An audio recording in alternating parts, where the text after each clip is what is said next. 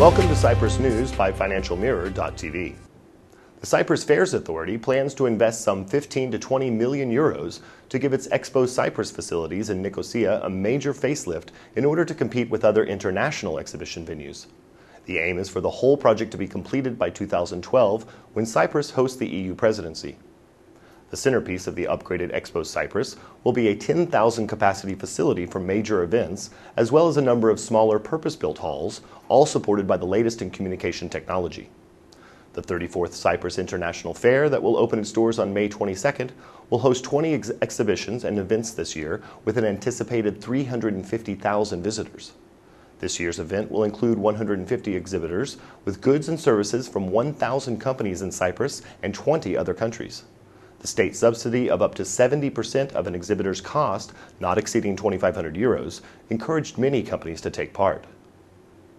Hellenic Bank, Cyprus's third largest financial group, has decided to take a go-slow approach as regards plans to commence operations in Russia, having already secured full banking permission from the Russian Central Bank last week.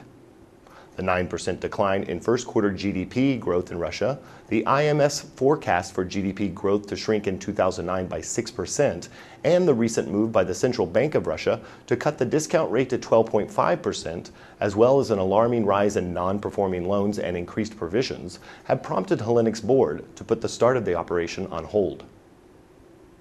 SFS Group, the Cyprus-based financial conglomerate, aims to achieve high returns for its shipping fund based on Sharia law that is expected to be launched following its joint venture agreement with Kuwait Finance. The shipping fund, launched via a limited partnership in the Cayman Islands, will have a maturity of 7 years from first closing day, with an option to extend for up to 3 years to allow for orderly liquidation of the fund's assets. The objective is to raise $150 to $200 million. The prospectus is expected to be ready by September, and for the joint venture to start accepting applications by the end of 2009. Falling cement sales and rising unemployment in the construction sector suggest that construction in Cyprus is doing badly at present.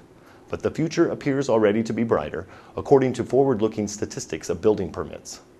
The value of building permits has been rising for 9 straight months. In February, the value of building permits authorized rose by 26% to 243 million euros compared with February 2008. The annual consumer price inflation rate fell below 1% in April, less than a year after it had consistently recorded rates in excess of 5%. Consumer prices in April rose by 0.7% over the same month of 2008, as the fall in the international price of oil put downward pressure on transport and electricity. The number of registered unemployed, meanwhile, rose year on year by more than 5,000 in April, having risen by more than 4,000 in March.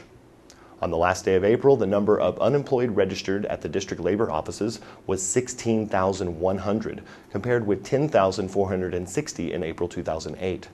The main increases compared with the year earlier were recorded in the sectors of wholesale and retail trade, restaurants and hotels, and construction.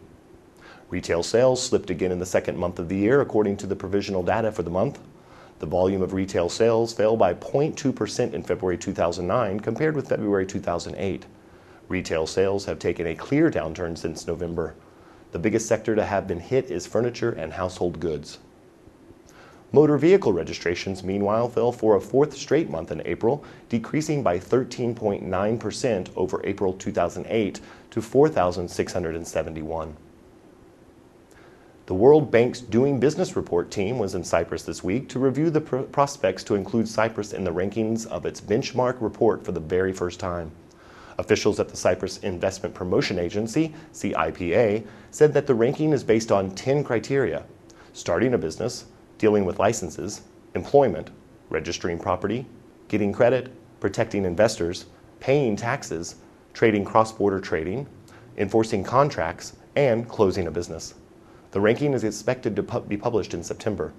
Potential investors use this report to compare countries on their regulatory environment for business, assess the impact of laws and regulations on business activity, and make informed decisions regarding policy reform and private investment. According to EconomyWatch.com, the publication of the Doing Business Report has been accepted as a best indicator worldwide by rendering rankings among countries on the easiest and most difficult places to do business. The University of Cyprus MBA program is offering 30 scholarships to senior officers and executives from the public sector and from private companies who enroll for the postgraduate course in September.